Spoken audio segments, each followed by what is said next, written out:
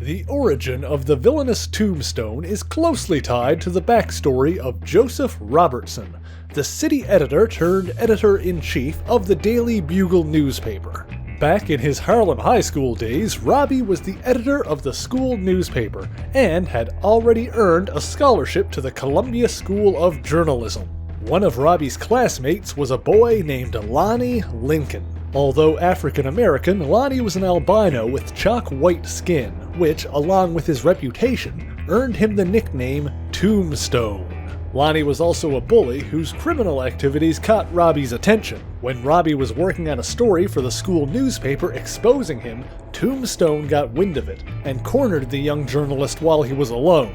Lincoln brutally assaulted Robbie, battering him and threatening him. As a result, out of fear, Robbie killed the article. 8 years later, Joe Robertson was married and working at a newspaper in Philadelphia. A local mob boss named Ozzie Montana had turned up dead under mysterious circumstances. A few days later, Robbie got a call from a witness claiming to have seen what had happened. Robbie rushed over to the agreed meeting place, but by the time he arrived, the witness had already been killed by Tombstone. Robbie tried to run, but he stumbled and fell. There, Tombstone left him, alone and afraid. Robbie returned home and contemplated his next move. It was nearly daybreak when the phone rang. It was Tombstone. A month later, Robbie moved to New York and began his career at the Daily Bugle. For 20 years, Joseph Robertson worked his way up to the role of city editor and later editor-in-chief. For 20 years, he followed Tombstone's career as a Philly mob enforcer. Lincoln was arrested over and over again, but never convicted, as witnesses either didn't talk or disappeared. And so for 20 years, Robbie kept quiet, never coming forward to testify against Tombstone. Then one day, while walking the streets, he saw that his greatest fear had come true. Tombstone had returned to New York, hired by the Kingpin's right-hand man, the Arranger, to be an enforcer for their organization. Robbie tried to follow him one day, but Tombstone confronted him, warning him to stay out of his way. Later, after poring over the newspaper clippings about Tombstone that he had accumulated over the years, Robbie decided that he couldn't stand by any longer. He sat down and recorded a tape, confessing every detail that had happened up to that point. Then he called the one person he thought he could trust with it, Peter Parker. When Peter arrived as Spider-Man, Robbie was already gone, leaving the tape behind. After hearing Robbie's story, Spider-Man swung over to the Kingpin's headquarters looking for Tombstone. The Arranger pointed Spidey towards Battery Park, where Robbie was confronting Tombstone, holding him at gunpoint and trying to make a citizen's arrest. Tombstone, however, charged at his old classmate and grabbed him, squeezing him tightly,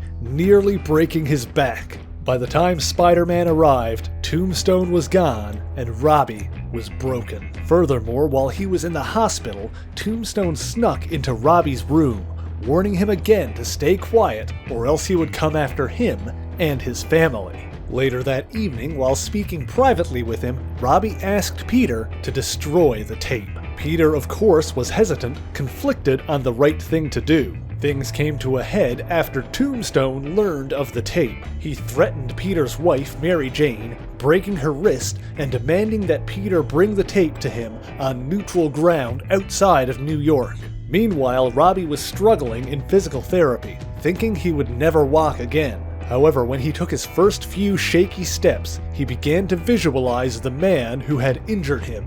Moving forward, Robbie decided he wasn't going to let fear dictate his life any longer. Calling the press, he confessed everything that he knew about Tombstone. As that was happening, Spider-Man met Tombstone in Peter's place, seeking to take him down. Tombstone was strong, but Spider-Man was stronger. Once Spidey used his full strength, the villain was no match for the superpowered hero. While there was more than enough evidence to put Tombstone away, Robbie was also put on trial for concealing said evidence, a crime he was found guilty of and sent to jail for. Furthermore, it seems even in prison Tombstone still had power and influence, pulling strings to have his and Robbie's cells directly next to each other. Tombstone was determined to make Robbie's prison experience a terrifying one. But fortunately, a protector came to his defense. A large man called Bruiser decided to befriend and protect Robbie, even helping him toughen up so he could defend himself. Bruiser revealed that he had taken a liking to Robbie because he reminded him of his older brother Stuart, who was studying to be a lawyer the last time Bruiser had seen him 15 years ago. However, Bruiser's safeguarding of Robbie earned his foe's ire, and one night when the two were alone, Tombstone's men entered and attacked Bruiser with makeshift weapons, launching wooden spikes into his shoulder and chest. Robbie and Bruiser ducked into a solitary confinement cell, closing the door so Robbie could take the time to bandage the larger man's wounds with his shirt. This was only a temporary respite, however, as Tombstone obtained a key from a guard he had paid off and entered the cell. The two criminals fought, and while Bruiser was larger, his injuries left him too weak to defend himself against his savage opponent. Robbie was forced to watch helplessly while Tombstone beat his friend to death with his bare hands. With nobody left to defend him, Robbie was forced to be complicit in Tombstone's plan to escape. He contacted Peter, asking him to have Spider-Man meet him in prison. When Spidey snuck in, Tombstone was there to attack him. Before he had time to react, Robbie surprised Spider-Man, injecting him with a sedative and leaving him at Tombstone's mercy. Chaining him to a wall, the brutal mobster savagely battered the weakened hero. Once again, Robbie was forced to helplessly watch in horror, but this time, Tombstone needed his victim alive.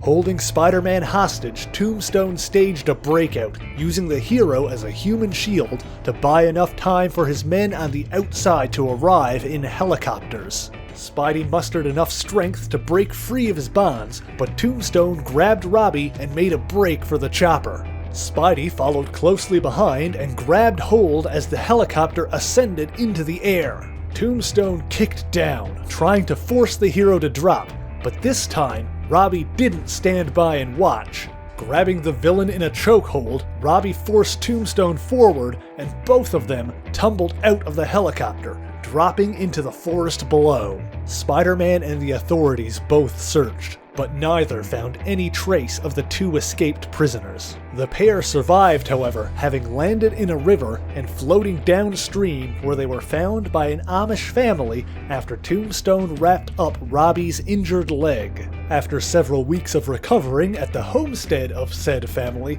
Tombstone challenged Robbie to a fair fight, and for the first time, Robbie fought back. Giving his foe a hard punch, Robbie ran off, and when Tombstone caught up to him, tossing him aside, Robbie grabbed a pitchfork and thrust it into the villain's chest. Shocked and injured, Tombstone slunk away, leaving Robbie free to call his family and tell them where he was and what had happened. His family came to meet him, but the reunion was short-lived, as Robbie had also contacted the police and was arrested again. Fortunately, he was approached at the courthouse by a man named Stuart McPhee, the older brother of Lemuel McPhee, who Robbie knew as Bruiser. McPhee had worked his way up to the position of White House advisor and was able to secure Robbie a presidential pardon. Joe Robertson was finally a free man once again. This wasn't the end of Tombstone, however, as he joined forces with the mobster Hammerhead. Tombstone hatched a plan to steal an experimental chemical preservative called Diox-3 from Osborne Chemical for use in the drug trade. He confronted a man named Mark Raxton, aka the former supervillain Molten Man, who also happened to be Harry Osborn's brother-in-law. Tombstone threatened to frame Raxton and ruin his second chance if he didn't help him steal the Diox-3 from Osborne Chemical. Raxton, however, found Spider-Man and told him what had happened. The two former enemies formed an alliance and a plan. Meanwhile, one of Tombstone's men from prison accosted Robbie, offering him a tip on where to find Tombstone and stop him once and for all. Later that night, Raxton opened the gate to Osborne Chemical and allowed Tombstone inside, with Robbie secretly following. When the entrance to the chemical plant opened, Spider-Man leapt out, Spidey and the Molten Man fought the henchmen, along with some help from Harry Osborn wearing the Green Goblin costume, while Robbie followed Tombstone into the plant. Robbie pulled a gun and cornered Tombstone in the chemical's experimental pressure chamber, attempting once again to arrest him. The villain charged forward, but Robbie instinctively pulled the trigger, shooting Tombstone and causing him to stumble backwards, hitting a button as he fell into the chamber. The chamber then sealed itself and began filling with Diox-3. After defeating the gang, the three vigilantes rushed inside. Forcing open the door to the chamber, they discovered a large hole in the wall and Tombstone missing. As it turns out, the pressurized chemical had an unexpected effect on Tombstone's unique physiology, granting him super strength and nearly indestructible stone-like skin. Using his new power, Tombstone moved up from a simple enforcer to a full-fledged mob boss. Furthermore, thanks to his role in the gaining of said powers, Tombstone decided to forgive Robbie, freeing him of all of his debts and finally ending his vendetta against him. However, the now superpowered Tombstone would continue to battle Spider-Man and other heroes for years to come. And that is the origin of Tombstone. If you like this video, be sure to leave a thumbs up and subscribe for more marvelous content. In addition, if you would like to join the discussion with other friends, followers, and fans of the show, you can follow the link in the description below to join the Merry Marvel Society on Discord. Furthermore, if you support me on Patreon, you'll gain the title of Mighty Avenger and a slick golden name over on the Discord server. So until next time, true believers, Excelsior!